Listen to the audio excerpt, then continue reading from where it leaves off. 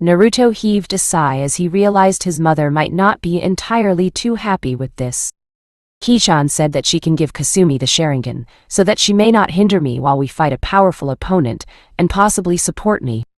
She knows we will always protect each other no matter what, and helping you get stronger will help her continue her existence. Personally, I think there's no harm in allowing this, and is probably the best for all of us. But I'll leave the final decision up to you, Kaa-chan, if Kasumi wants to have it. Kushina thought about it for a few moments before deciding to clarify a few things first. How exactly does she plan on doing that? I mean, how will she implant the Sharingan into Kasumi if she can't come out of your body? And are there any risks involved? Naruto seemed to have a mental debate after that statement, at the end of which he blushed a bit and then hesitantly replied, "Well, she says internal physical contact will do. So one option is we can make small cuts in our hands and hold them together till she completes the process. But Kasumi's healing factor might create some problems, so I will have to kiss her," he finished awkwardly and with some nervousness in his voice. Kasumi blushed crimson upon hearing that, but inwardly she was sort of happy. No one really came close to her due to fear, except her mother and Naruto.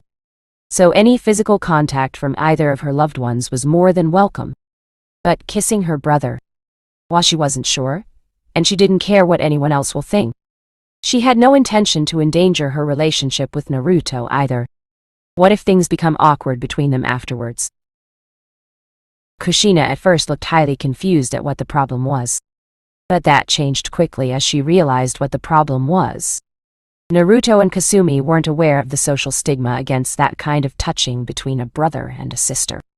But of course, given they were the biggest social stigma in the entire village, that didn't really matter. Plus, since she didn't get too much time, there were many things that they didn't learn from her yet. Had it not been for the various stories that she had recited to them when they were younger, including various romantic ones, they wouldn't even know what the act of kissing was. Looking at both her children blushing on the thought of kissing each other was amusing, but she decided to keep that to herself for now. She had more serious matters to attend to. Well, that shouldn't be much of a problem. It's just a kiss, right? What I want to know is if it will have any negative effects. Naruto gave his mother a nod of acknowledgement as his tenant informed him on the details of her plan. Apparently satisfied with Kibi's reasoning, Naruto addressed Kushina and Kasumi with a calm voice. According to Ki-chan, her eyes will probably change to a very slightly darker blue. She will be able to copy and perform any techniques that don't require a bloodline and all other advantages of a regular Sharingan. She won't have to worry about going blind due to overuse of the Manchikyo Sharingan if and when she activates it, because Ki-chan won't place the blindness seal in her eyes. That seemed like a very good offer, and after some more pointless discussion of general topics, Kasumi decided to put in her 2 cents in the conversation. Oni-chan, I want you to promise me that you won't change your behavior towards me after. As the Sharingan is not worth losing my brother. Kushina smiled, all the while patting herself on her back for a job well done in parenting. Seeing the love between the siblings made her so proud. Though most parents probably would think the situation was more than a little awkward, Kushina wasn't really a normal woman. Naruto gave her his biggest grin. Of course! You know I'll always love you no matter what. That reminds me. You should stop feeling like I deserve everything more than you, etc., etc., etc., blah blah blah and all that stuff. You're as much deserving of it as I am. If anything, you're much sweeter than me and I would gladly do anything for you, so don't keep putting yourself down. Kasumi blushed at the praise from her brother, her red hair being a perfect match for her now tomato red face. Thanks so much, Onui-chan. Naruto and Kushina chuckled at the poor girl's expense, causing her to blush even more in embarrassment. But as all things must come to an end, they left for their beds, wishing each other a good night. Kushina made sure to pump enough chakra into the security seals in the compound regularly, so as long as they were inside and the enemy was not a seal master of the Uzumaki caliber, they were safe. As he walked to his room, Naruto wondered what it would be like to sleep outside of the compound on his journey. Will he be able to sleep peacefully? How could he, knowing that there were no security seals made by his mother to prevent any intruders from attacking? He put it aside for now. He will find out later whether he liked it or not. With that, he entered his mindscape for his regular training session with Kibai. With how much responsibilities rested on his shoulders, sleep was a luxury he could rarely afford. Mindscape. Kibi looked impassively at Naruto, her bright red eyes shining with power that used to be within her before being sealed. Hello again, Naruto. Are you ready? He nodded with determination as he answered, yes. When he had asked how the Sharingan is supposed to level up, she told him that in the prototype version it was supposed to be under extreme stress, but since she's supervising his training personally, she'll do it for him, but only till the 3rd level. After that, he'll have to pass some tests if he ever wants to obtain the Mangenkyo or the Eternal Mangenkyo Sharingan. In the case of Kasumi, she's going to level it up a few days after the transfer, and then when Kibi deems her worthy enough, she may or may not gain the Mangenkyo or the Eternal Mangenkyo forms. If Kibai was completely serious when she told Naruto the conditions for her to obtain them, he believed it would be better for her if she never did. However, the problem with the Eternal Mangenkyo is that it technically renders the females unable to have children. They can enjoy the pleasures of flesh, of course, but their bodies will become completely frozen in time, and thus pregnancy will be impossible. As the saying goes, everything has a price. Given how much his own Ka-chan treasured them, he figured one day Kasumi too would want to have children to treasure. Here it goes. Once the process of leveling up his Dojutsu began, he felt his eyes gathering almost all of his chakra, and then consuming it. He soon passed out after that. The next morning, Naruto woke up feeling slight pain in his eyes. Once he opened them, he groaned at the level of brightness the room had. Realizing that he had his Yogengan fully activated, he deactivated the Sharingan part of his eyes and walked over to the mirror in the bathroom. Once there, he reactivated his Yogengan completely, watching with glee how his rippled eyes with red iris now had 3 black tamos each. He decided to share the news with his sister first. Hopping off to Kasumi's room, he found her sound asleep. She looked so peaceful that he almost changed his mind to wake her up. Almost, but not quite. Wake up, sleepyhead. Kasumi's face scrunched up in annoyance as she turned over, snuggling up in her warm blankets. Grrr, 5 more minutes. Oni-chan, please. Oh well, I just thought you might want to see my Dojutsu after Ki-chan improved it. But I'll just go train now, see ya. She immediately shot up, making the covers fly off her. She was wearing pajamas that had small chibi versions of Kibai on them, which made Kibi snort. The Fox Queen's sweat dropped as she witnessed this from Naruto's mindscape. Wow, I feel flattered. Whether people from Konoha liked it or not, the Kibi no Yoko was a legend people all over the world were in awe of. As such, it wasn't rare to see merchandise dedicated to the Fox Queen outside of Konoha. Of course, no one dared to bring or use it inside the village's walls due to the hatred of the people within. Nothing that even remotely resembled the Fox Queen was tolerated in the Hidden Leaf. Everything with her markings on them was burnt or worse. Not that she particularly cared. Regardless, much of what the Uzumaki family needed had to be shopped by Kushina from outside Konoha on her missions due to overpricing and refusal to sell to the demon whore, as well as Kushina's own pride, not letting her buy from within the village. It won't be too hard to just henge, but she didn't want to pay the people who hated her children if she could avoid it. Meanwhile, Kasumi stretched and yawned. Once done, she looked into Naruto's eyes to see what changed. Their faces were mere inches apart, but she didn't seem to notice as Naruto's eyes seemed to hypnotize her. After examining his eyes for a bit, she felt herself getting somewhat dizzy by the 3 spinning tamu in each of his eyes. They looked so good in his eyes, yet so very dangerous, and the ripples gave her the chills. If she hadn't known it was Naruto who had them, she would have fainted from fear. They look pretty, she complimented him in her normal perky tone. His face instantly took on a horrified expression as he yelled back at her, futilely trying to convince her otherwise. No, not pretty. They look badass or cool. Kasumi looked at him oddly for a few moments before she broke into giggles. Okay. Whatever you say, Onigi-chan. He patted her head fondly, hoping against hope she never repeated it in front of their Ka-chan, before a sudden thought made him pause. Well, about your Sharingan.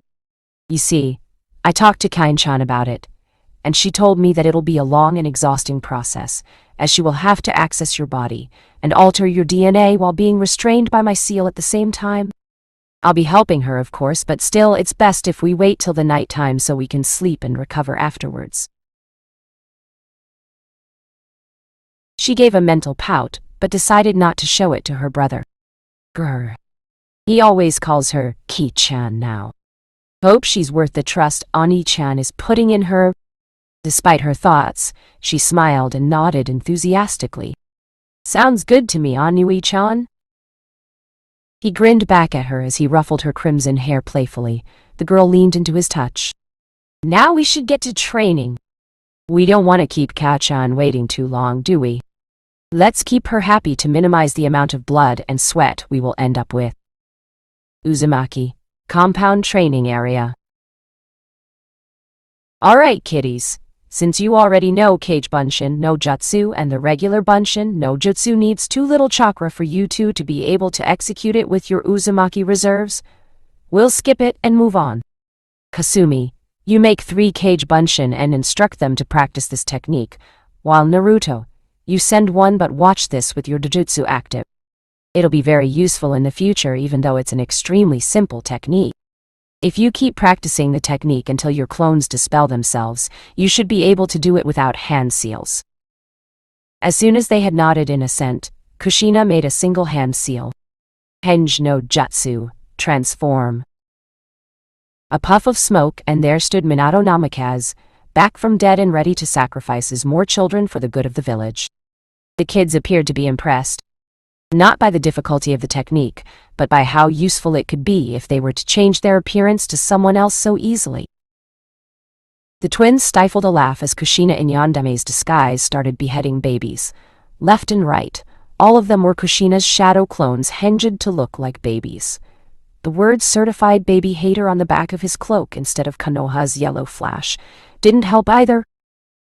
After a while, Kushina finally got tired of making the Yandame sacrifice babies, and instructed the twins to carry on with the training. They immediately obeyed and sent out their shadow clones to go learn the seal less henge. Kushina sighed as she continued with her speech. Now that the 3 academy techniques are out of the way, we can move on to the real training. First of all, we need to find out your affinities. She handed the twins chakra-sensitive papers, making them look curiously at the object. Now, channel a small amount of chakra into those papers, she instructed. As they did so, Kasumi's paper was cut from the center with half of it dissolving into water, while the other half burst into flames. Kushina's eyes widened. Well, that's nice. Not only do you have the affinity for wind, one of the rarest around this area, but you also have 2 additional affinities that are natural enemies. Water and fire. I don't think I've ever seen anyone with those 2 together other than myself, and my fire developed only much later. Not only that, but your water affinity is so strong that instead of the paper getting wet, it completely dissolved into water. Very impressive if you ask me. You're like me in that aspect. Now Sochi-kun, it's your turn. She signaled the blonde to go ahead.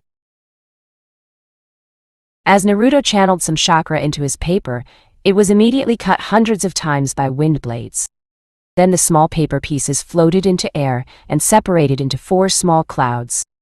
One caught fire, another crumbled to dust, the next one got wet, and the last of the paper wrinkled with lightning sparking between the pieces. Kushina resisted the urge to facepalm. Of course, he had all 6 affinities, including gravity. He'd already told her that. What a waste of chakra paper. But then again, it was a good show.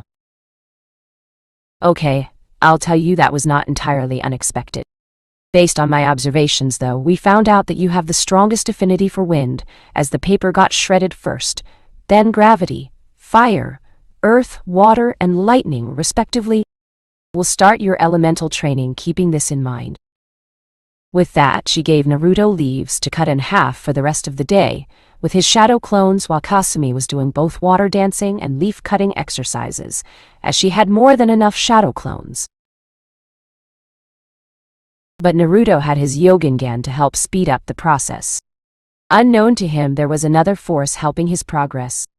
Kibi had been watching the strange genes intently for quite some time now, and now she was fairly certain that soon enough, they'll activate completely and remove all her doubts. That night. "Well, are you ready?" Naruto sported a slight blush on his face, and seemed quite nervous. Kushina and Kasumi were both in his room. Kushina had agreed to supervise the process in case something went wrong. Since it was supposed to take about an hour, Naruto will be lying down on the bed with Kasumi on top of him. As opposed to the process with Naruto, Kasumi won't be experiencing much pain, if at all. This was mainly because of two reasons. 1, she didn't already have a Dojutsu, and 2, she had her Yoki to heal her during and after the process. Another advantage the Yoki offered was to make the process an almost assured success. Since it was Kibi's Yoki, the new genes will recognize it and assist in the process of implanting the Sharingan. I think so," she finally answered, blushing furiously. Kushina rolled her eyes at the shivering and nervous Kasumi, and an equally nervous Naruto. Without any further warning, she pushed Kasumi into his bed and onto him and instructed them to begin. "Just start already, we don't have all night. And this will take an hour after you start." Doing as his mother told him to, Naruto gently brought his lips to Kasumi's till they met. He pulled back, surprised by how soft his sister's lips were.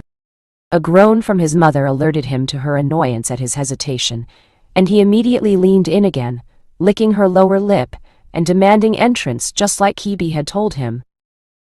Kasumi hesitantly opened her mouth, and Naruto's tongue pushed inside.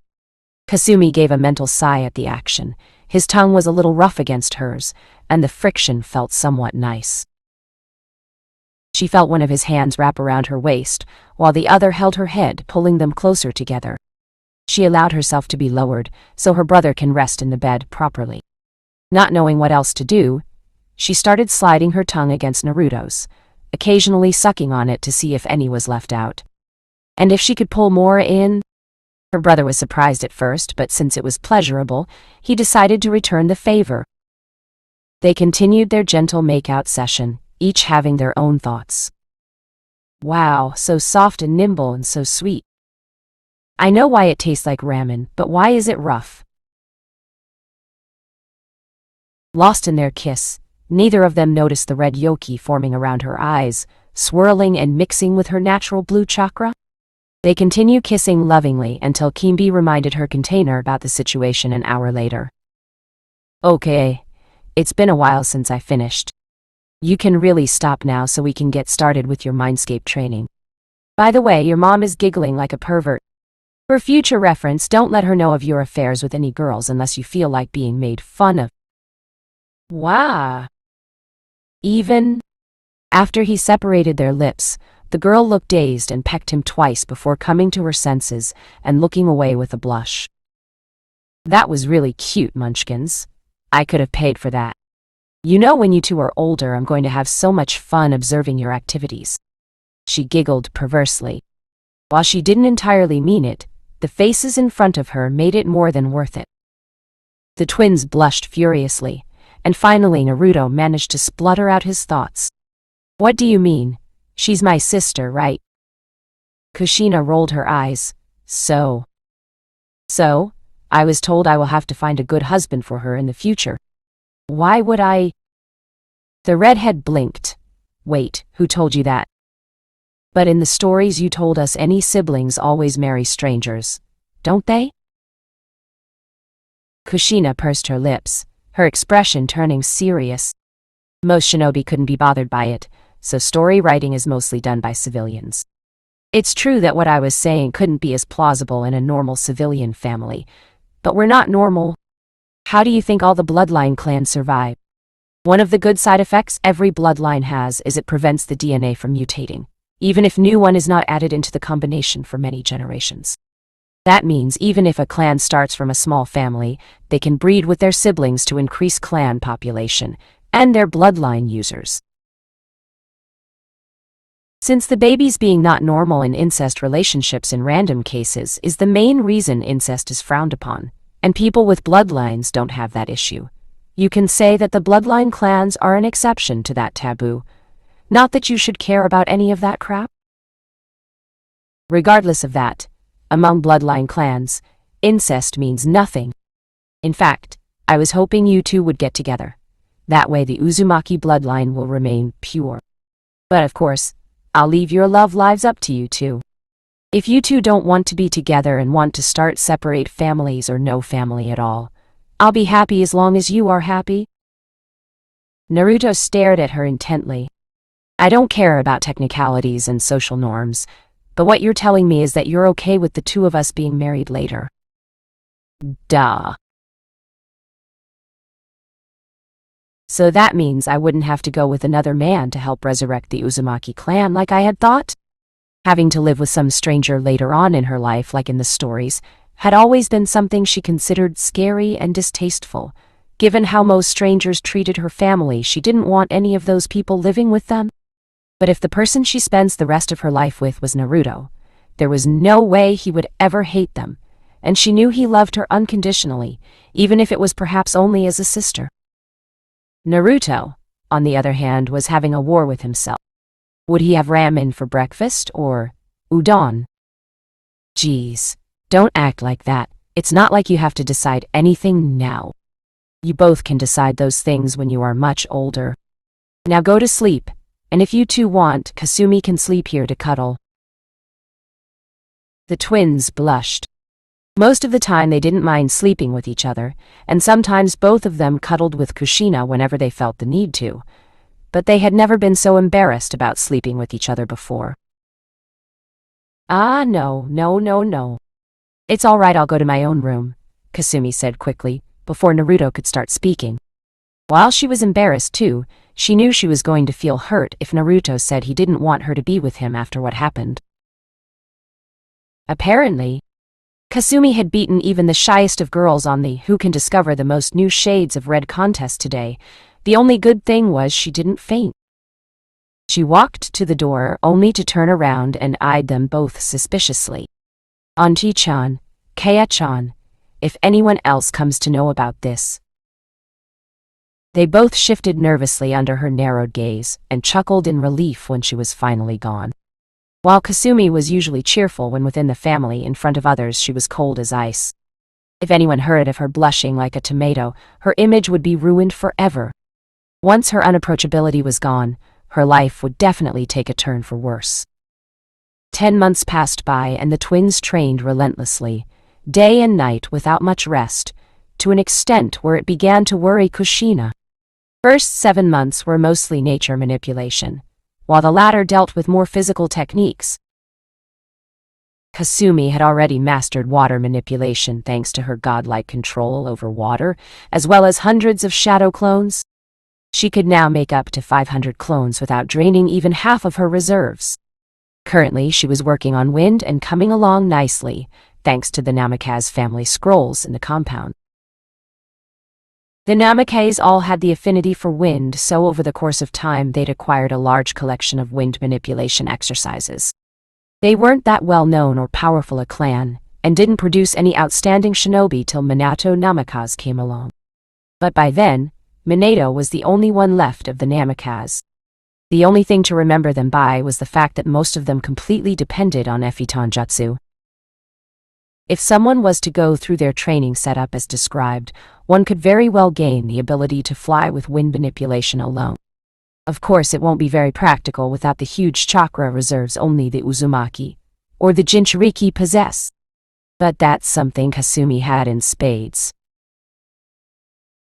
Naruto, on the other hand, by some miracle was able to master his wind element. Both the girls were astonished at the rate he seemed to grasp the workings of elemental manipulation. It was as if he had a bloodline that granted him not only the ability to manipulate all elements, but control them as if he had a godlike mastery over it. From the second week of his training, he was able to do almost anything with the wind. But the more complicated the process, the more chakra it took. The tougher manipulations took a lot more chakra than what should be possible. Their answers had come in a very unconventional way. Naruto was not happy about it. Flashback. Hey, Kasumi-chan, Ka-chan. Could the two of you come here for a moment, please? I have something I wanted to tell you. Kasumi, who was trying to cut a tree in half using wind manipulation, turned around to face her brother and slowly walked towards him, curious of what he wanted to tell her. Kushina had taken a temporary leave from the Hawkage to train her children.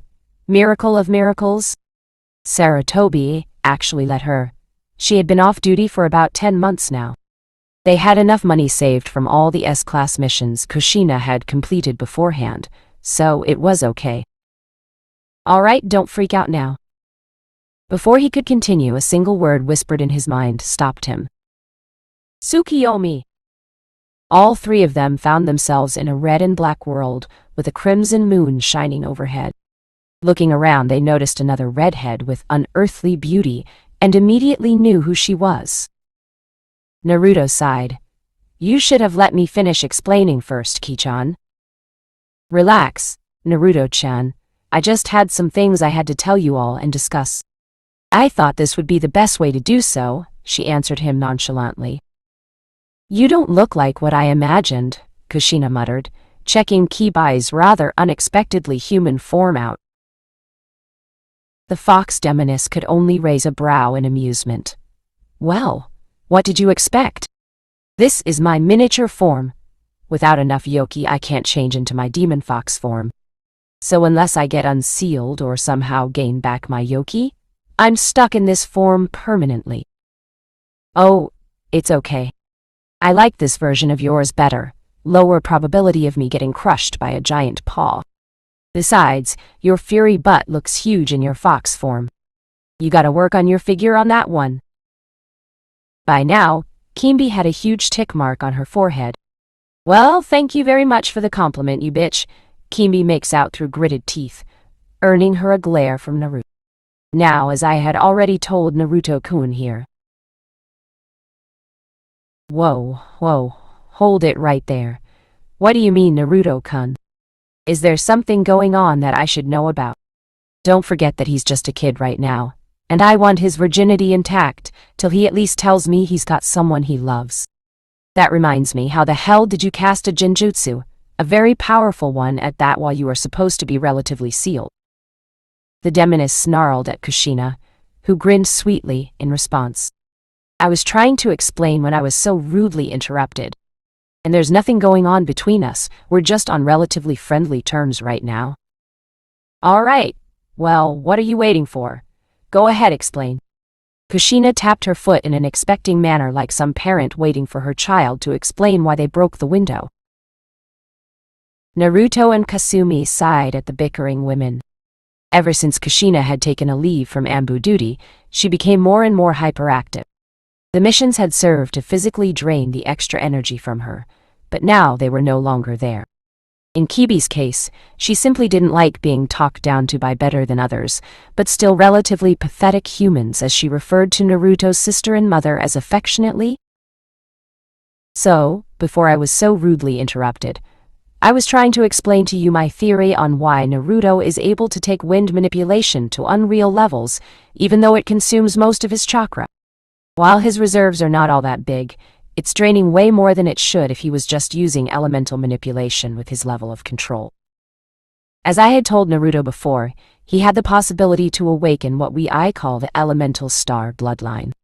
It is the main reason I named his Dojutsu the Eye of the Prophecy, or the Yogengan. None of you have noticed it yet, but 2 weeks after he had started nature manipulation training, he had subconsciously activated it. I can't tell how many activation stages or levels this bloodline has, but the first and most important level had been